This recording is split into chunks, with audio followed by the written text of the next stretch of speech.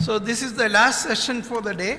There is simultaneously another session in another room.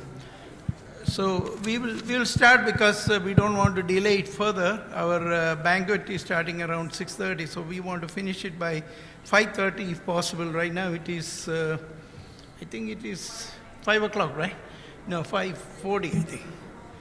Okay, that means we'll try to finish.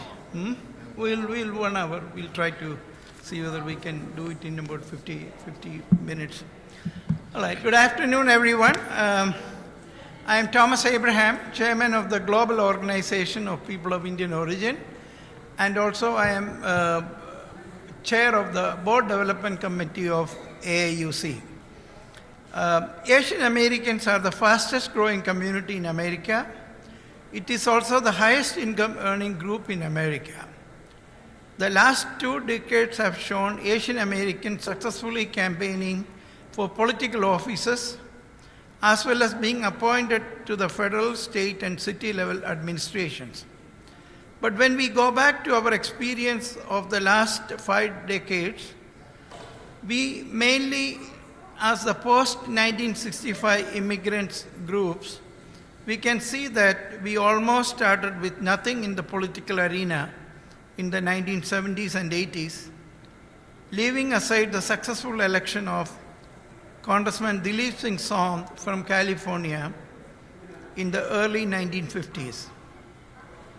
In the 1980s, I was a convener of a convention called Asian Indians in North America. And in a political session, we had only 2 small elected officials. A councilman from a small city in Connecticut, Norwalk, and a small town called Narberth in Pennsylvania, another councilman. Sharing further experience from the Indian American community, all Indian American elected officials started with the community for their financial support when they ran for first time in the office, including Louisiana Governor Bobby Jindal, South Carolina Governor Nikki Haley, and even Vice President Kamala Harris when she ran as the District Attorney of San Francisco and later as California State Attorney. Of course, after that, she ran as the Senator and then became the Vice President. In fact, we have a new book which was just brought out, a book titled Kamala Harris and Rise of Indian Americans. It was published several months back, and I have a couple of copies. I brought it here. I got it at a discounted price. If anybody wants, they can have it for $25. At this point, Indian Americans have achieved 4 House of Representatives. In the previous session, Aziz Hanifa mentioned about it. And we have, in addition, 36 state representatives and senators. These all happened in the last 10 years, so fundraising from our own community matters a lot for all candidates. So today we are going to hear from different Asian American communities on how to raise funds successfully. This session, Fundraiser for Political Campaigns, has speakers representing leading Asian American political action committees from the various happy communities to share their experience in raising funds for political campaigns and explore how Asian American communities can work towards help all Asian American political candidates. We have 4 panelists, just to mention. I will be introducing each one of them separately. We have Dawn Sun, Chairperson of Asian American Forward PAC. Neil Makija was supposed to join. He is the Executive Director of India Impact, but he has a meeting tomorrow at the White House, so he had to cancel. I was hoping to bring him through Zoom, but I was successfully persuaded our friend Dr. Piyush Agarwal, who is a founder of AIUC, and he has joined us as a panelist to speak on the Indian American experience in fundraising. Then we have Mark Suneshi, founder and past president of Asian American Freedom PSC, and Amy Faby, executive director of AAGG PSC. The way in which we are going to do this, we have about, I would say about 50 minutes we want to finish. We want to hear more details of the experience of various communities, and we have expert speakers from the various PAC and communities, and we'll give them 7 minutes each, sharing each their experience in fundraising for political campaigns in their communities and also in general. Then we will take a couple of questions if the time permits, and pertaining to their community, how they raised the money for the political candidates. And after all speakers are spoken, we will have each speaker to share their thoughts on general questions from the audience, as well as some general question to all of them. So I start with Don Sun, just an introduction about him. He is the chairperson of Asian American Forward PAC. Don Sun has been fundraising in presidential, congressional, and some state-level political campaigns for AP candidates, with over 10 years relationships with Congress and state elected officials and candidates, building trust and understanding between government and the people through community outreach efforts, with federal, state, and state-level elected officials addressing policy issues. He served as RP Director for Fund Development for Andrew Young 2020. In fact, he raised about $42 million. That's the highest ever raised by an Asian American, if I'm not wrong. That's the highest amount. For the mayoral campaign of Andrew Young, Sun designed and executed more than 20 fundraisers and 100 events in 6 months and over $11 million raised. Don, your time start, your 7 minutes. Hi, this is probably the first time in the past 3 years I talk on microphone, talk to people to share the experience. I used to be the community leader and the president, board member, all those kind of things. But the things is, in the past 10 years, I started to realize in the political arena, money talk. So it's no matter how you do the community work, no matter is how your picture on the media, newspaper, everywhere on the TV, and how your title, big or small, and the most important, if you want to make an impact, money talk. So it's the money is the most challenging job in our community service, and very, very few people, they dare to take money or the fundraising, and there's a challenge. So it's after like 20 years, I do the voter registration and community service. I run the school board, run the city council, and also do a lot of voter registration. But finally, I realized if we really want to make a big impact, get the money, get the people involved. So it's I started fundraising for local, state, federal, the level probably is around 15 years ago. We know there's a lobby and all the community advocacy, but all behind the activities there is money. So it's the most Asian House members or state level senators, speakers. I almost involve all the fundraising in the past 15 years for the API community. That the most the candidate I think I can share is the Ro Khanna. He's coming from Silicon Valley. I have been supporting him since day one. The first time he ran for the Congress, it's a very, very challenging when the people, especially in Chinese community and the Indian American community, there's a lack of a communication, like a trust. But I think it's it's time for the Chinese American outreach to Indian American and working together. So that's we started. And also it's I think no matter we describe the money things, and actually it's the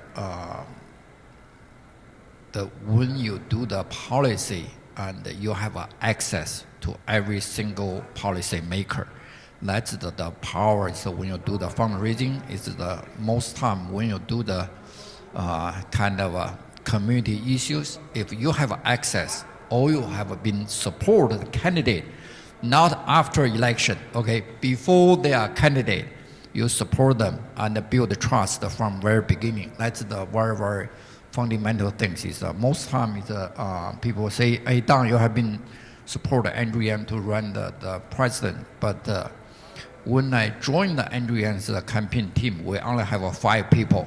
The bank will have like 70,000. So it's, you can imagine $70,000 to run the president. That's almost like a joke.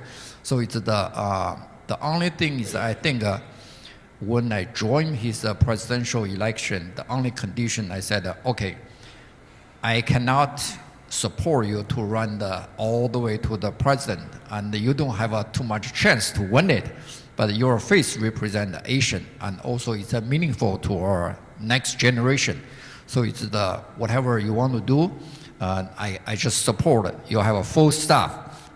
So the full staff, the monthly the expense is probably around 50,000, including the travel, everything. So it's I said I can cover 50% of the money of your expense. The rest I need to talk several community leaders. That's why it's bring the next very important lessons for me to do the fundraising. You have to have some mentors. So it's my mentor is 4 people. CC In, and he's a founder of the APAPA, and also it's the kind of AAGG there.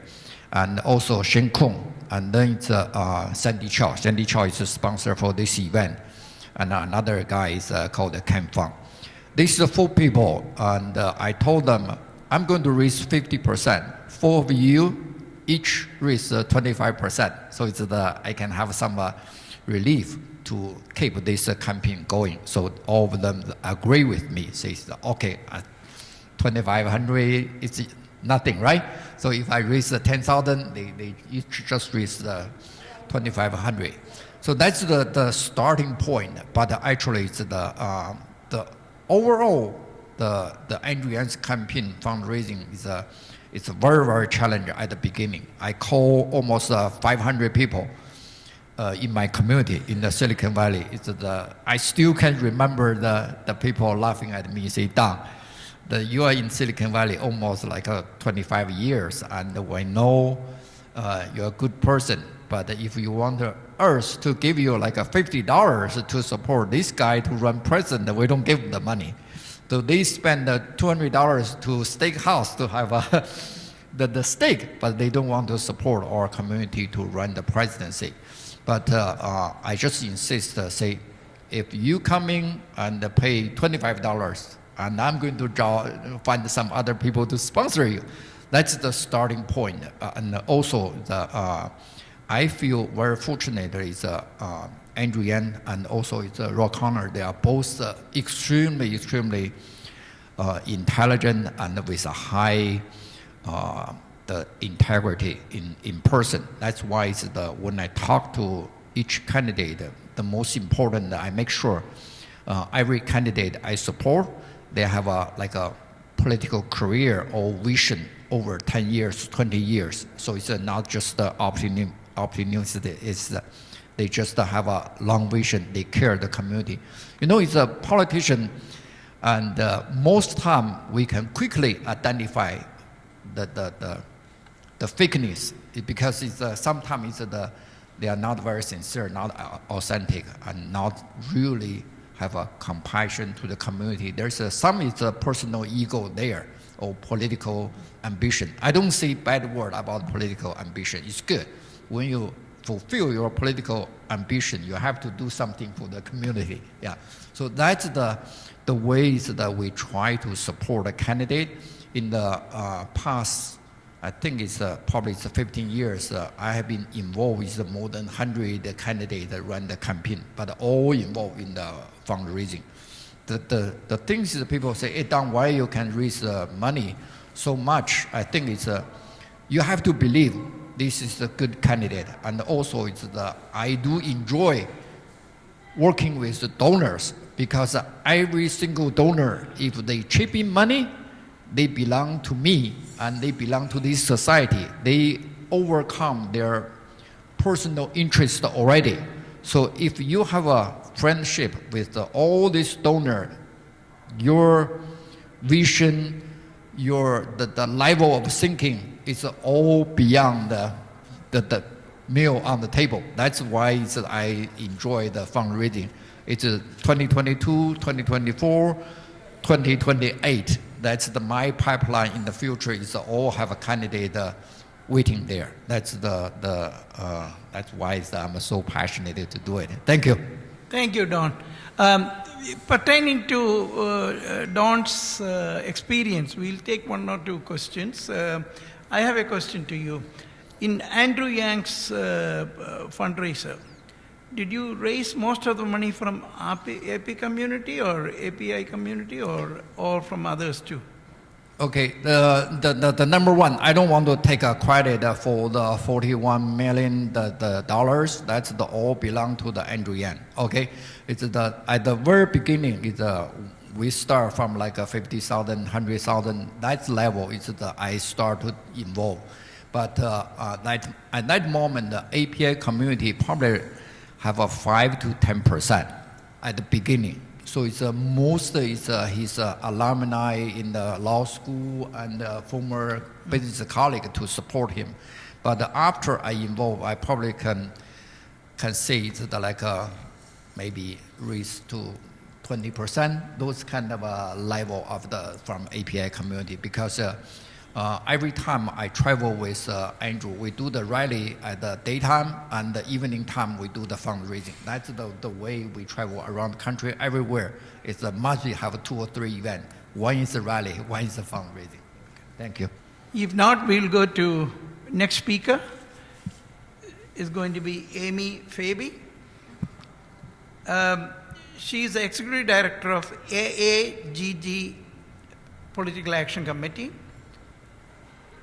That is Asian woman. She has worked on numerous campaigns in California and across the nation since 2018. A social worker by training, Amy is a successful grant writer, fundraiser, and continues to serve as a board member for the Asian Pacific Islander Asian Public Affairs Solano chapter, the Wakaville Police Activities League, and the Chinese American Association of Solano County. She is an appointed commissioner for the Solano County for first 5 commission supporting the development of children half-year-old children. And she has received several awards, including San Francisco Giants Foundation and Willie Mark Award winner. Amy? Thank you. Thank you. So I remember, Don, when you would come to the conferences and Don would say, we need to get involved and organize politically. We need to be involved in fundraising. And the reaction was always, no. Remember that? There would be no. Everybody would be, we can't talk about politics, or they don't want to be involved in politics. But Donna's right. Money moves. Money moves support for the communities. Money moves support for your organizations. But we can't talk about that because we have to maintain that 501c3 separation and then the PAC. But honestly, money moves. And I've been following in the footsteps of Don's son, because he was the former Asian Americans for Good Government executive director. And in this 1 year that I've been involved in this, you realize It's not. You're right. It's not about your pictures. It's not about all the media that you're involved in. And sometimes, it's not even like how good you are in the community. It's how much you can raise and how many votes you can gather. And sometimes when candidates come to you and they ask you, I need you to donate to my campaign. And it's like, whoa, that's kind of presumptuous. You think that we're an ATM? A lot of Asian, it's like you give, for the Asian community you give, but then like they said before, where's your ask? And does this candidate really represent our communities? So it's right, you're right, Don. You have to get candidates that truly represent the community. And then also, one of my pet peeves is when they keep coming back and asking for more, even though they've hit the limit, right? You've already maxed out.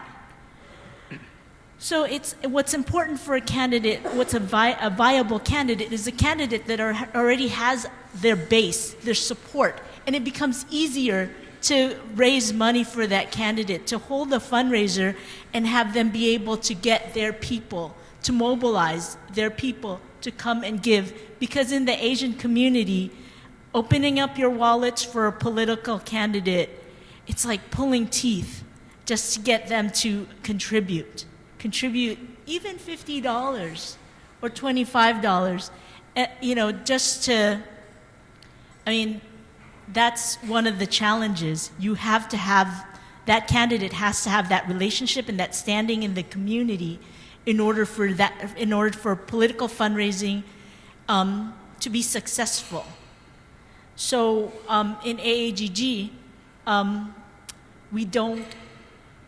we as AAGG ask the people or ask the supporters to donate directly, or not donate, contribute, because money is not tax deductible. And people have to understand that, and even candidates have to understand that. That's another red flag. If a candidate doesn't understand that this is not a donation that can be tax deductible, then they need to educate themselves first and understand with the political process. And when a candidate asks you, as an organization, when you're a nonprofit, to endorse them, no, you can't do that, because you threaten your 501c3 IRS nonprofit status. Candidates need to understand that as well. So that's just what I'm learning, Don. Thank you. Thank you, Amy. I have a question to you. Your own organization, have you been involved in fundraising? We have been involved in fundraising. We're AAGG PAC. Like I said, Don's son's one of the big whales. We do fundraise. We do sometimes we organize the fundraisers for different candidates. What we do is we connect candidates with people who are interested in their campaigns. There's a lot of candidates that we've fundraised for. Most of them are in California, like the Attorney General. But we have to be very clear that it's the PAC that is fundraising. We do have members that are also that cross, but it is a PAC. But it's not necessarily Asian American or AAP candidate. Sometimes could be anybody. Lately, it's been more diverse in terms of who we support, but the bulk of the candidates that we do support are AAPI. Okay. Yes. Thank you. Anybody else has any specific question to Amy? Because afterwards we finish, we will be going general question to all of them. Okay, go ahead, Rame.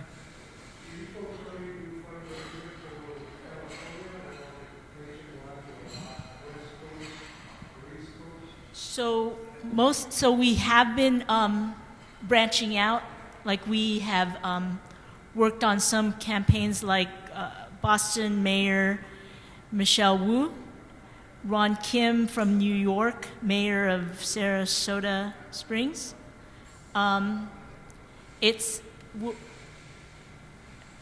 becoming more, our interests are becoming more national, nationwide. So we've supported many different candidates.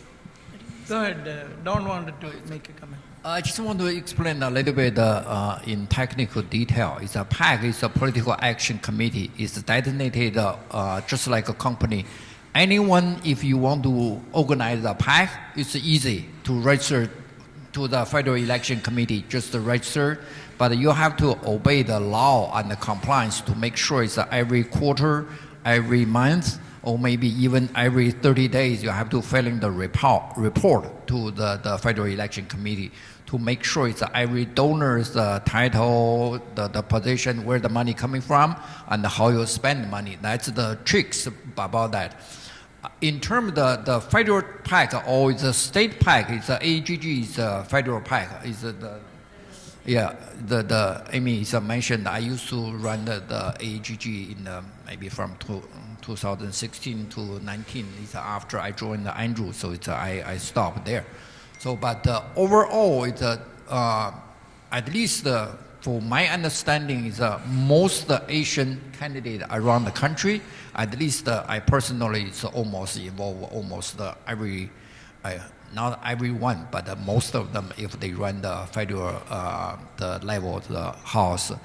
For the California, is a state, is the API caucus have a very strong network. So we all touch on that part. Thank you. Thank you, Don.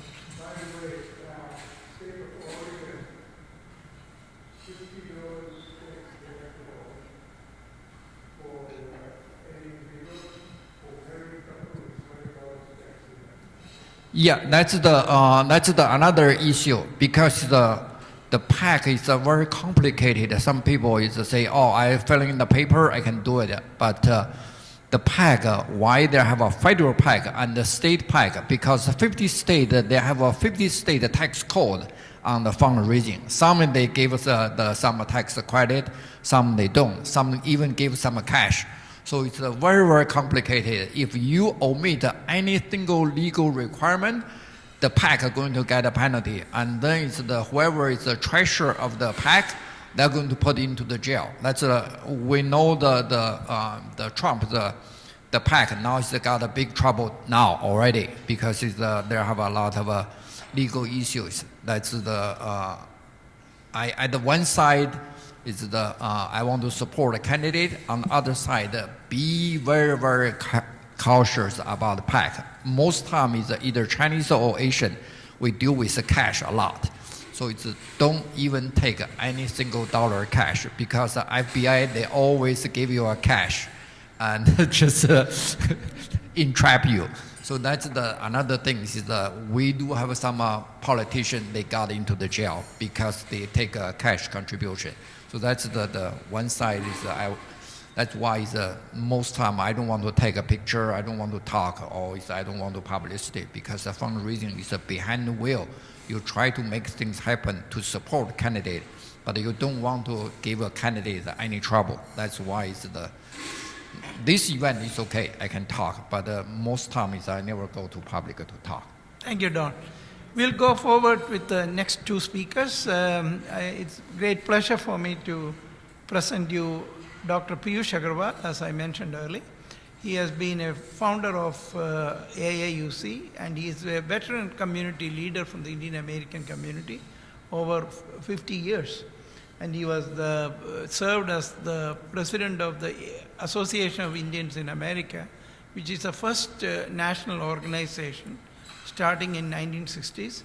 And then he was also involved with our group, Global Organization of People of Indian Origin. He was the former executive vice president, and many other activities. And he has raised fundraisers for several candidates in the last several years, and also provided leadership for national campaign. Dr. Piyush Agarwal. And by profession, he has been the school superintendent in New Jersey. Now he moved to Florida. Dr. Agarwal. Friends, thank you very much for giving me an opportunity to speak with you. I'll be very blunt and open, if it is okay with you. Fundraising is not a sexy item. It is very difficult, but the level of difficulty changes according to who is the candidate for whom you are raising the fund. It's the local level, state level, federal level, etc., etc. But there is another baseline data, which is it our civic responsibility? Suppose tomorrow the federal government raises your tax rate from 39.3% to 45%. Do you have a choice? No. So why don't you take a choice of raising 1% or 2% of your annual income, set it aside for political purpose. Now, political purpose is not definitely attached to somebody else, but the political purpose could be for your own safety, for your own health, for your own programs, your own education, etc., etc. So how to start the business? We need to match the interest of the donor with the interest of the recipient. Recipient being the candidate and donor being you.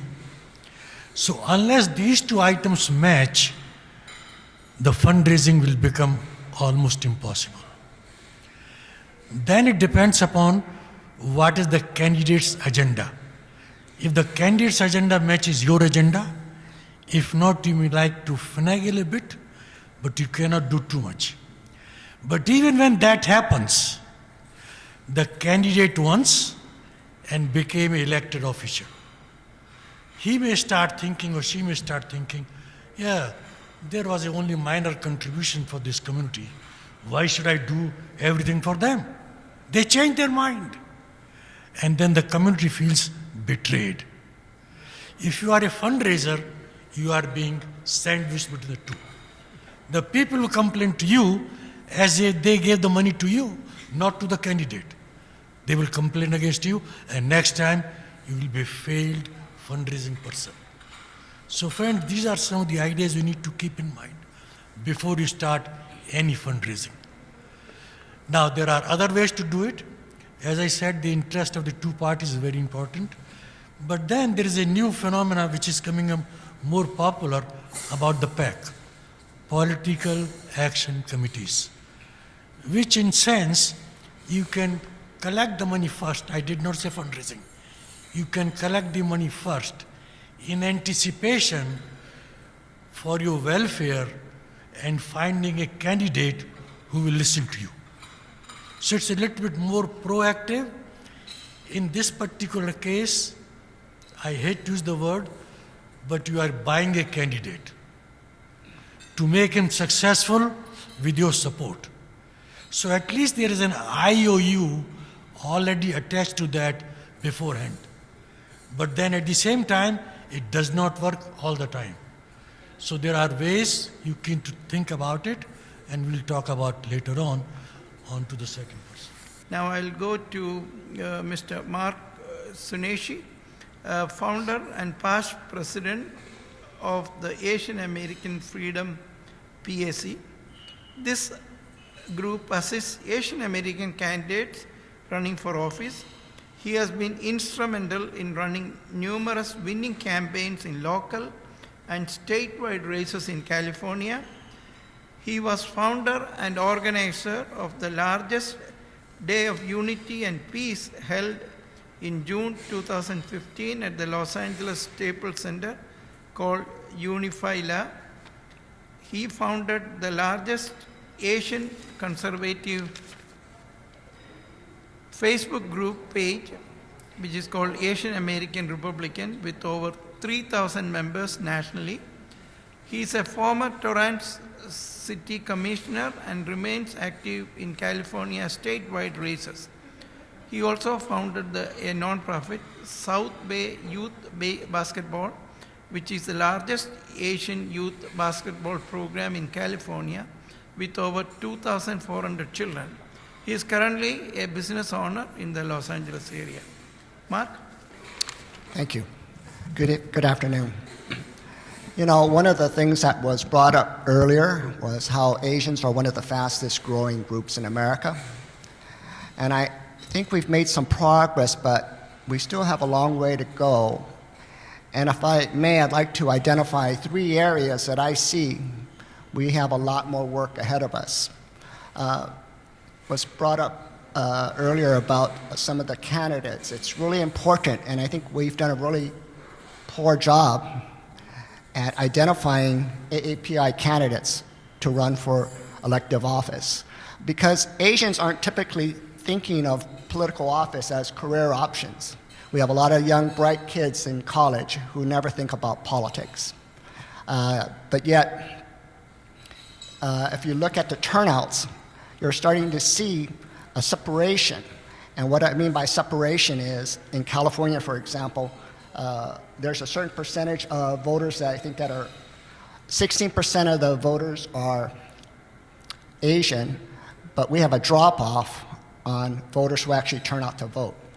And I think in my city, I think similar to Don, we have a large population of Asians. 38% of our city is Asian, but we had 0 Asian elected officials a few years ago. And I said, how can this be? And then I looked at the numbers. Yeah, we have 38%, but less than 23% show up to vote. So one of the problems that I've identified was we're not identifying great candidates who the public can gather around. And so what I did was I went out to find candidates, and there's a guy who retired from Raytheon, came to me and said, I want to run for city council, but he had top security clearance. He had no social media, no experience, never served. I said, you're going to run against incumbents who've been in office 2 terms, have name recognition, have served our community for 30 years. However, we also, as Asians, a lot of us are business people, have really good business plans. And we look at numbers all the time.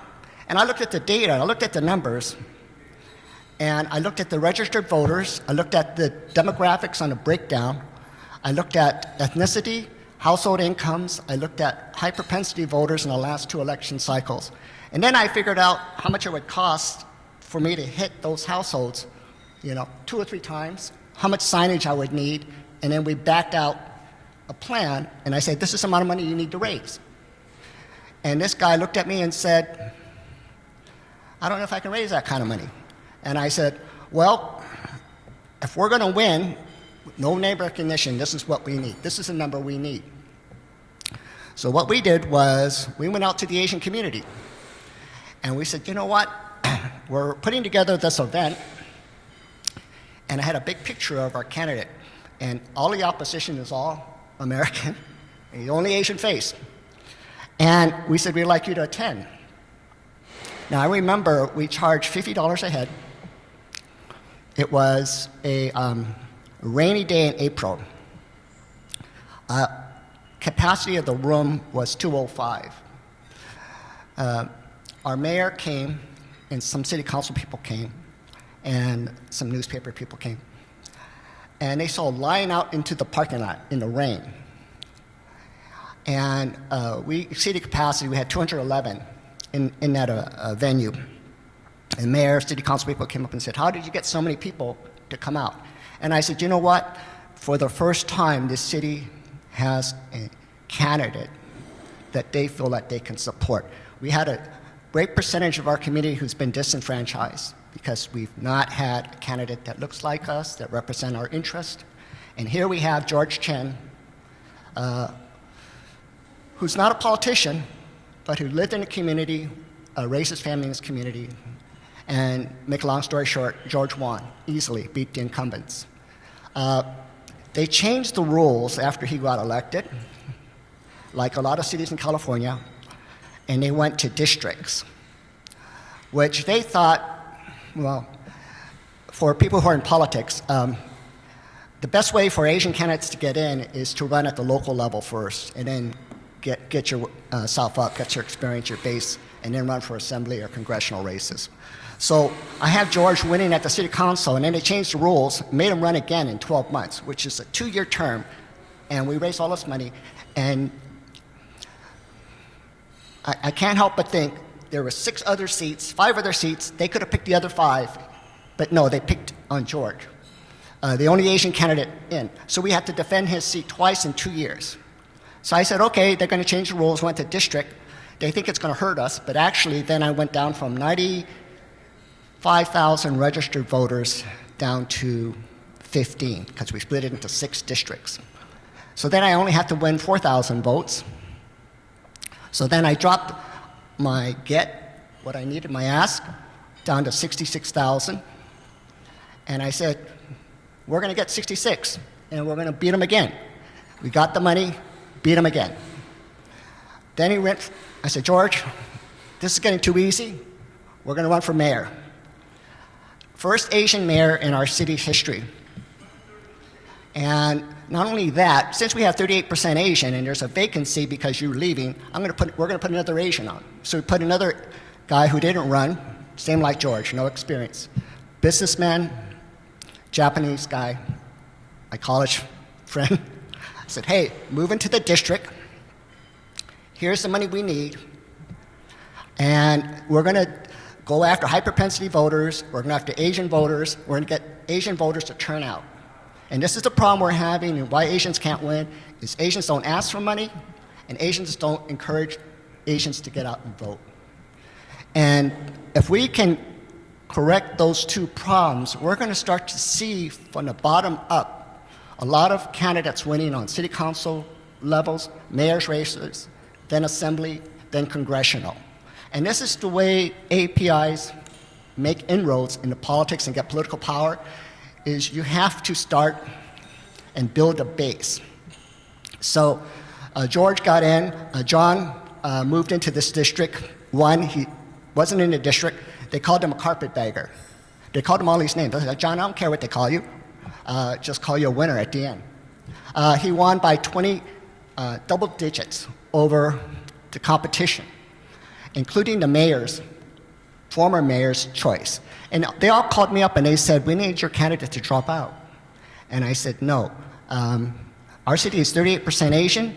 We could do it with another 1 or 2 Asians on city council. We elected the first woman, first African American, and I think we need to encourage more diversity in our city councils. And we need to encourage people to turn out to vote. When we had these events, the opposition candidate in a debate where I was at said, you need to support me because my opponent is getting support from foreigners.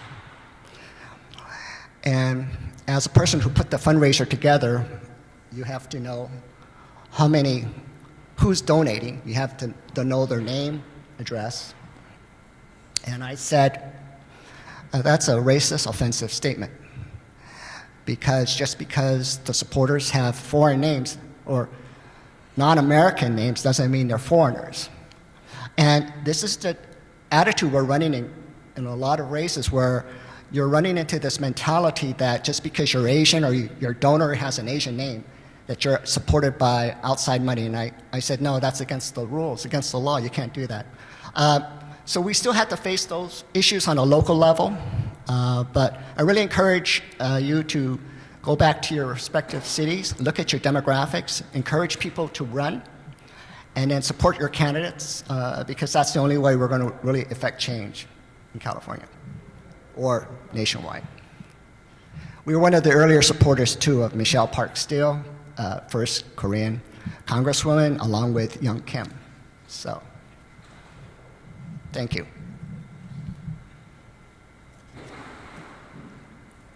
Thank you, Mark.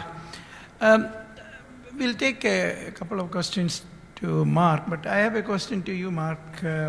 Being a Republican, do you only pick up candidates who run in the Republican Party? You know, personally, I endorse and support candidates who are not Republican. I supported a Muslim candidate who's a Democrat in the last election, city council. I support people who have a vision for their community and who have a love for their community, and it transcends party politics. I think our PAC is a little bit different because of our board makeup, but I really encourage anybody who has a passion for improving their city.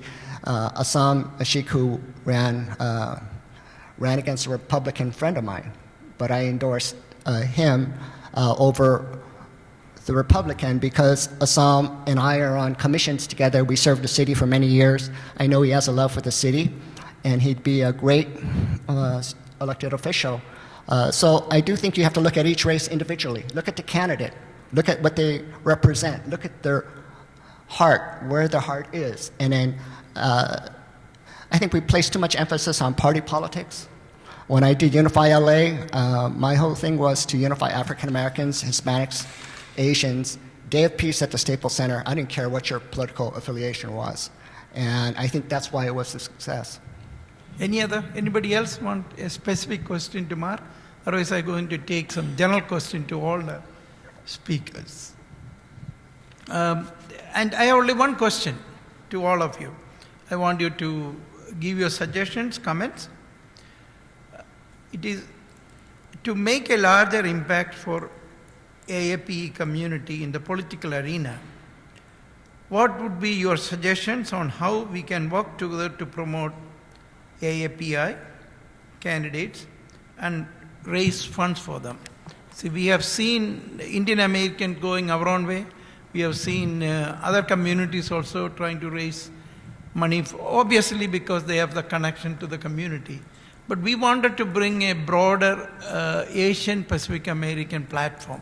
Because when we look at the total American population, the majority white, then Hispanic, African American, and the fastest growing is Asian American.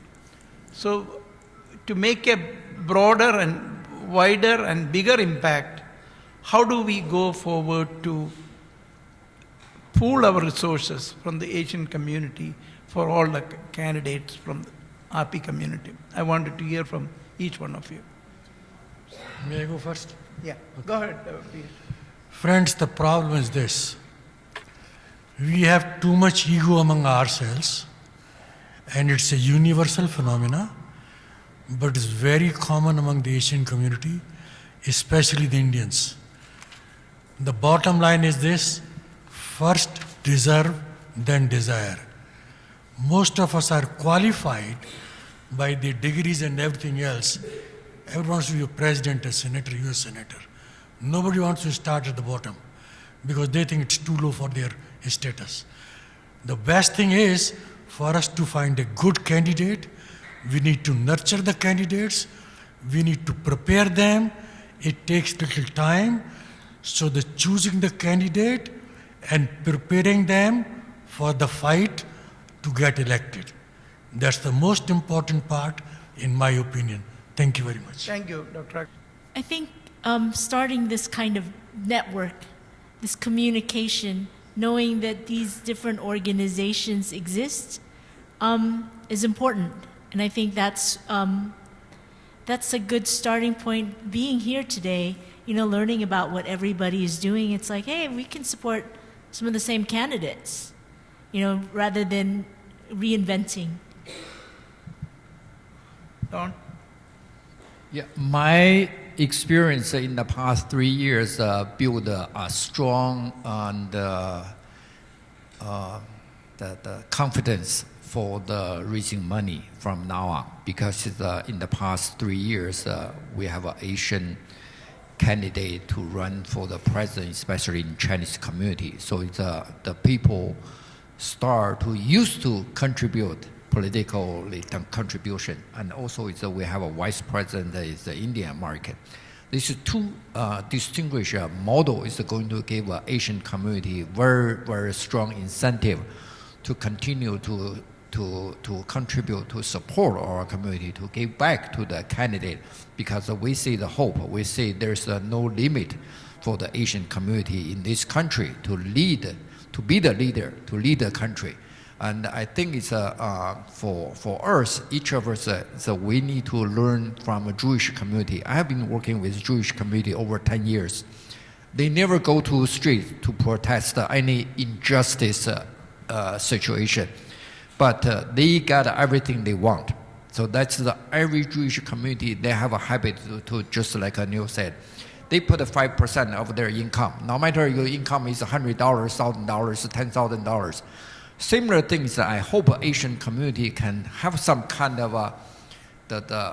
whenever on the December 31st, you always calculate, I have a 1% or 2% contribute to the political purpose and support enlarge our community. But at least from my network, at least so far, I feel strongly, pretty confident that every event, because I almost involved in the fundraising almost in weekly basis.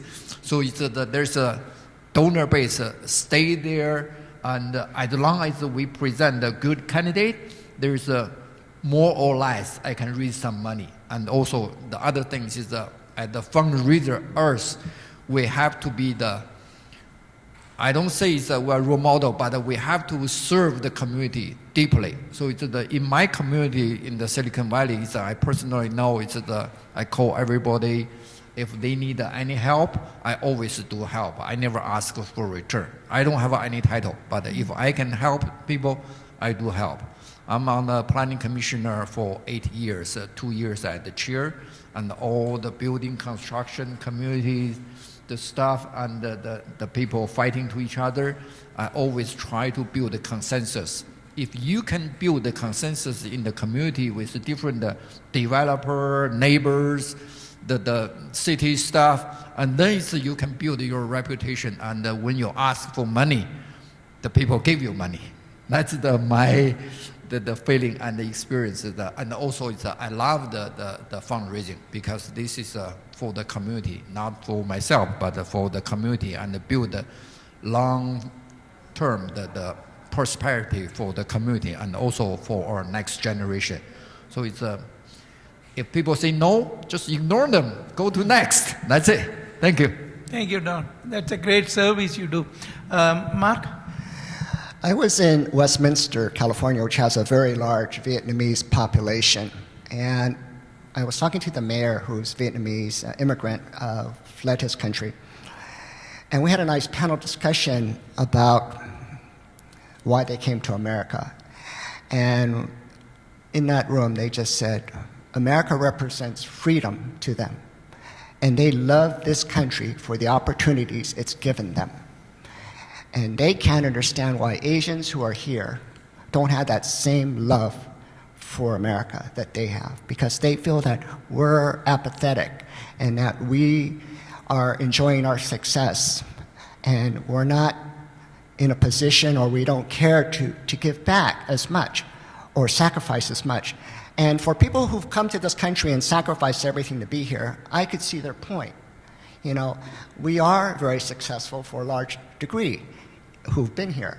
And we don't tend to think of politics or service in our community as much. And I really think if we're going to really move forward as a group, AAPI, I think we all need to collectively look at each other. What can we do in our community? Whether it's being on a commission or whether working on local things, there's a lot of things we can do beside politics to be engaged in our community. But we really need to engage our community, because without visibility, we have no voice. And both parties ignore Asians, Democrats and Republicans, because we are considered silent minorities. We don't speak up, we're not visible, and I think that should change because we are becoming more engaged. We have a new generation that's really aggressive, bright. We have financing, we have the software, we have the business acumen. If we put all of these tools together, we should have a lot more Asians in Congress. We should have an Asian on the Supreme Court, yes. We should have an Asian president one day. We should have an Asian governor in the state of California.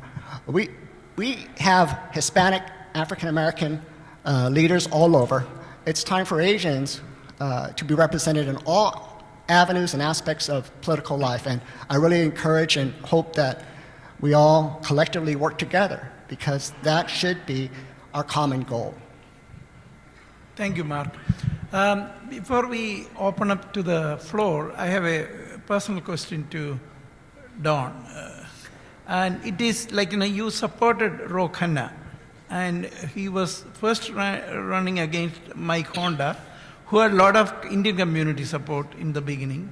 Then again he ran and he won. Were you involved in that campaign when he won, or how did you make a selection? Both are Asian candidates. Yes, I have to say a few words about Mike Honda. Is a really good close friend of mine. And when the first time Ro approached me, said, "Don, I need your endorsement." I said, "Okay, I'm a personal friend of Mike Honda." So but Ro never gave back. He just coming back again and again. Probably we have like a 5 times coffee together, and most time we're talking about the American future. It's not about the personal friendship or anything. It's all about the American future, all about the Silicon Valley's future, and about the China, Indian, United States relationship. And we talk a lot about the political philosophy at that level. So it's finally I was convinced that Ro Khanna is probably the time for him to replace Mike Honda. Even Mike Honda is my very good friend. So it's by switching my position, I was very intimidated by our community. I was the almost nobody going to talk to me. So but I strongly believe Ro is a good candidate. But after eight years, and I think Ro really demonstrated his leadership in the Democratic Party and also in the community in the Silicon Valley. So I'm very proud. From very beginning, I endorse him, support him, and my business office used to be his first campaign office. He's all the campaign manager, the campaign staff all sleep on my office, do the campaign. That's the first time. Thank you. Yeah, Ro Khanna has a future because he established himself as a good leader, provide good leadership. Anybody else wants any comments on this particular question? Like how our AP candidates can be helped by all Asian American communities. Right now, Amy gave a good idea that we should have more networking with our own group. Then only we would know that so-and-so is a good candidate from outside their community. So anybody else has any question, comments? Anybody wants to say something? I think seems to be everybody sort of waiting to have the banquet. So in that regard, I really appreciate and particularly thanks Dr. Agarwal for coming forward to... Thank you, Dr. Thomas, for including me. Yeah, because it was Neil Makija we could not have. And thank you for all give a big hand to our speakers for this afternoon.